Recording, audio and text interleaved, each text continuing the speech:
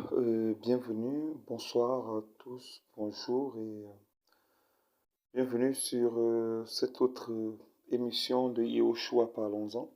Nous allons donner une petite révélation d'une parole, comme le Seigneur nous l'a enseigné.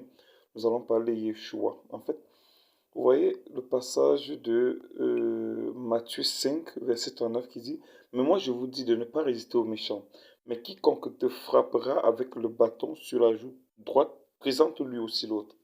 Alors, ayant médité sur ce passage, on se rend compte que c'est Jésus-Christ qui le dit, et étrangement, Jésus-Christ a été frappé à la joue, non? Quand il était devant le roi, on l'a frappé à la joue et il dit, mais si j'ai dit quelque chose de mal, dites-moi en quoi. Mais si j'ai dit quelque chose de bien, pourquoi me frappes-tu?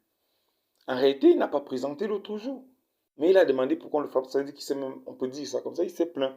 Que, mais pourquoi tu me frappes alors que je dis la vérité? Nulle part, on ne voit que Jésus-Christ a accepté qu'on le frappe sur l'autre jour. Enfin, c'est la seule fois où on l'a frappé. Et il y a d'autres passés, il y a d'autres de ses disciples qui n'ont pas résisté au mal. Au contraire, même ils fuyaient. Et Jésus-Christ a dit, si l'on vous poursuit dans cette ville, fuyez dans l'autre. Donc, justement, maintenant, il faut comprendre quelle est la pensée du Seigneur dans ce passage. Si l'on te frappe avec un bâton sur la joue droite, alors il y a la joue droite qu'on doit d'abord frapper. Jésus-Christ disait ceci. Allons rapidement dans le livre de Luc, chapitre 24, verset 44. Il dit, Jésus-Christ disait, ce sont ici les paroles que je vous disais lorsque j'étais encore avec vous, qu'il fallait que fût accompli tout ce qui est écrit de moi dans la Torah de Moïse, dans les prophètes et dans les psaumes. Il faut comprendre justement que Jésus-Christ disait qu'il fallait que les choses s'accomplissent, tout ce qui était dit de lui. Et Jésus-Christ était lui-même, il prophétisait sur sa vie parce qu'il disait que voilà, il fallait que je meure et que le Fils de l'homme ressuscite. Donc il prophétisait sur sa vie.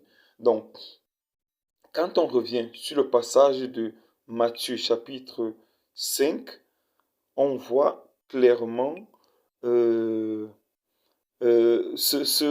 passage, la verset 39. On voit donc que Jésus-Christ, certainement, il prophétisait pour sa propre vie. Alors, comment est-ce qu'il prophétisait? Il y a un prophète qui a parlé de frapper. Parce que Jésus qui disait qu'il fallait qu'il meure.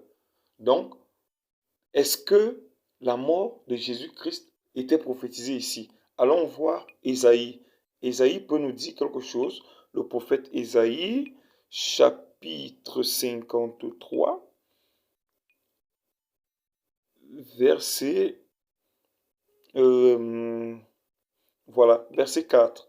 On dit, en vérité, il a porté nos maladies et il s'est chargé de nos douleurs. Et nous avons estimé qu'il était frappé, battu d'Élohim et humilié. Frappé. Qu'il était frappé. Donc, Jésus-Christ, notre Seigneur, a été frappé.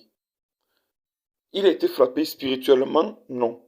Sur l'âme? Non. Mais il a été frappé physiquement. Donc, c'est le corps physique de Jésus-Christ qui a été frappé.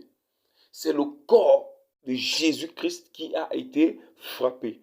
Donc, la joue droite qui a été frappée, c'est Jésus-Christ, le corps physique. Donc, la joue droite, c'est le corps physique. C'était une image, en fait. C'était une parabole. Quand les disciples entendaient parler de joue droite et tout, bah voilà, ils se disaient, bah, c'est sûr que c'est la joue sur la face. Non, il s'agissait du corps physique de Jésus-Christ. Donc, il a été frappé par les Juifs qui avaient la loi. Donc il a été frappé à cause de nos péchés. Il a été frappé sur son corps. Et ayant donc été frappé, il est mort. Parce qu'en réalité, l'objectif, c'est que quand on te frappe, il faut que tu présentes l'autre jour. Quand on te frappe sur la joue droite, présente l'autre jour. Alors Jésus-Christ fait l'exemple en laissant qu'on le frappe sur la joue droite, c'est-à-dire qu'on frappe son corps et il est mort. Est-ce que Jésus-Christ a présenté la deuxième joue? Allons voir la deuxième joue. Alors Luc, chapitre 24, verset 39.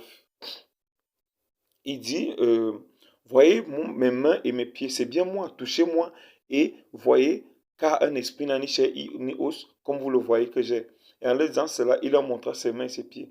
Mais comme dans leur joie, ils ne croyaient pas encore et s'étonnaient, il leur dit, et avez-vous ici quelque chose à manger? Il lui présentait un morceau de poisson rôti de miel. Et après, il mangea devant eux. Ah voilà, c'est le verset 36 que je cherchais. Mais comme il tenait ce discours, Yeshua se présenta lui-même au milieu d'eux et leur dit paix à vous. Voilà.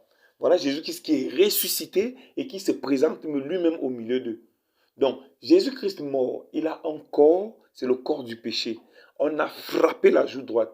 Et maintenant, étant mort, quand il ressuscite, il se présente avec un nouveau corps, le corps glorieux. Donc, quand on te frappe sur la joue droite, présente l'autre. Ça veut dire tout simplement que Jésus-Christ, quand on lui a frappé sur le corps physique, le corps de péché, le corps pour nous, il a été frappé pour nous, il s'est présenté sur l'autre joue, c'est-à-dire il s'est présenté avec le corps glorieux. La joue droite, c'est le corps de péché, le corps qui doit mourir. La joue gauche, c'est le corps qu'on doit hériter.